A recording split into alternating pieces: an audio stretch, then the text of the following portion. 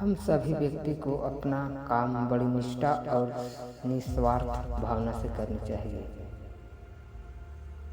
गीता में भगवान श्री कृष्ण ने कहा है कि कर्म करो लेकिन फल की चिंता मत करो, क्योंकि कर्म करना ही व्यक्ति के अधिकार में है,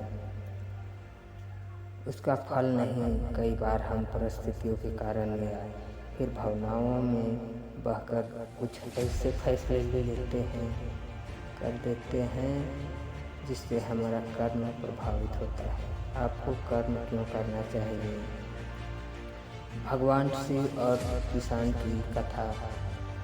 एक बार भगवान शंकर पृथ्वीवासियों पर कुपित हो गए और माता पार्वती को साक्षी मानकर संकल्प किया कि जब तक पृथ्वीवासी नहीं सुधरेंगे तब तक वे शंख नहीं बजाएंगे।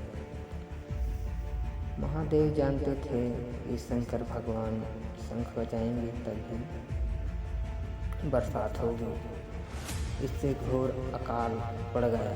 पानी की एक बूंद तक नहीं बरसी। धरती पर त्राहि मच गया।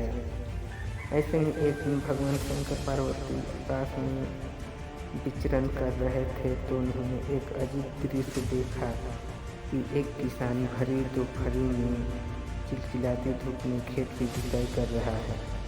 पसीने से नहाया मगर अपनी धुन में बहुत मग्न था। जमीन पत्थर की तरह सख्त हो गई थी, फिर भी वह जी तोड़ मेहनत कर रहा था। उसकी आंखों में आत्मविश्वास था और उसके पसीने की बूंदों से उम्मीद टपक रही थी। भोलेनाथ और पार्वती बदले हुए वेश में आकाश से नीचे उतरे और उससे कहा, अरे भाई, तू क्यों बेकार कष्ट उठा रहा है? सूखी बंजर धरती में केवल पसीने बहाने से ही खेती नहीं होती। किसान ने हल चलाते चलाते ही जवाब दिया, हाँ बिल्कुल, आप ठीक कह रहे हैं श्रीमान जी, मगर हल चलाने का गुण भूल ना जाइए। इसलिए मैं हर साल पूरी लगन के साथ जुताई करता हूँ। जुताई करना भूल गया तो केवल वर्षा से खेती हो सकेगी क्या?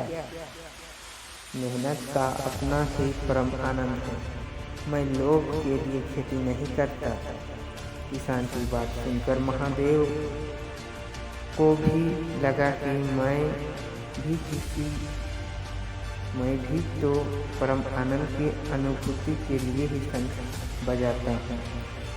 मुझे भी शंख बजाए एक बरस बीत गए, कहीं शंख बजाना भूल तो नहीं गया। उन्होंने तुरंत अपनी झोली से शंख निकाला और जोर से फूंका।